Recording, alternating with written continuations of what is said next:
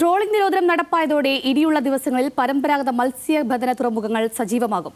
ദിവസവും ലക്ഷക്കണക്കിന് രൂപയുടെ കച്ചവടമാണ് ഇത്തരം ഹാർബറുകളിൽ നടക്കുന്നത്. ഇനിയുള്ള 52 ദിവസങ്ങൾ കൊണ്ട് സാമ്പത്തിക ബുദ്ധിമുട്ട് പരിഹരിക്കാമെന്ന പ്രതീക്ഷയാണ് പരമ്പരാഗത മത്സ്യത്തൊഴിലാളികൾക്ക്. കപ്പൽ അപകടവും മത്സ്യലഭ്യതക്കുറവും ചെറുകിട മത്സ്യത്തൊഴിലാളികളെ ആശങ്കയിലാക്കിയിട്ടുണ്ട്.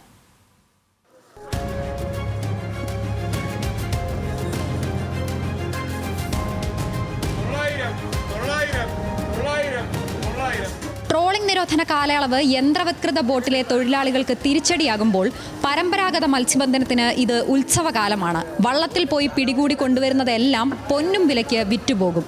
ഇത്തവണ മുൻകാലങ്ങളെ അപേക്ഷിച്ച് മീൻ ലഭ്യത കുറഞ്ഞെന്ന് മത്സ്യത്തൊഴിലാളികൾ പറയുന്നു. ഇപ്പോൾ മത്സ്യം വളരെ കുറവാണ്.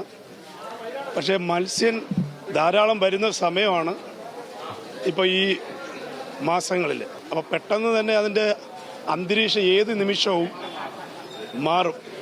അതിനുവേണ്ടി മത്സ്യത്തൊഴിലാളി ഒരുങ്ങി ഇരിക്കുകയാണ്. കാരണം അവരിപ്പോൾ വളരെ കഷ്ടത്തിൽ കൂടെ കടന്നുപോയിക്കൊണ്ടിരിക്കുകയാണ്. കപ്പലപകടം കാരണം മത്സ്യ ഉപയോഗത്തിൽ കുറവ് വന്നതായും തൊഴിലാളികൾ വ്യക്തമാക്കി. തെക്കൻ തീരങ്ങളിൽ അടുക്കുന്ന ചെറുയാനങ്ങൾ ഇപ്പോൾ എത്തുന്നില്ലെന്നും മത്സ്യത്തൊഴിലാളികൾ പറയുന്നു. കണ്ടെയ്നർ അടിഞ്ഞാൽ തന്നെ ഇപ്പോൾ ഇവിടെ പുറത്ത് പറയുന്നുണ്ടല്ലോ, മീൻ കഴിച്ചുകൂടാന്നുള്ള ന്യൂസ് വന്നല്ലോ. അതൊരു പ്രതിസന്ധി തന്നെയാണ് ഞങ്ങൾക്ക്. അപ്പം മീൻ ഇവിടെ അമിതമായിട്ട് വരാത്തതുകൊണ്ടാണ് ഞങ്ങൾ ആ പ്രതിസന്ധി അറിയാത്തത്.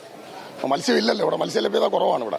വൈകുന്നേരങ്ങളിൽ മാത്രം വിപണനം നടന്നിരുന്ന ഇത്തരം ഹാർബറുകൾ നിരോധന കാലയളവിൽ പകലിലും സജീവമാകും.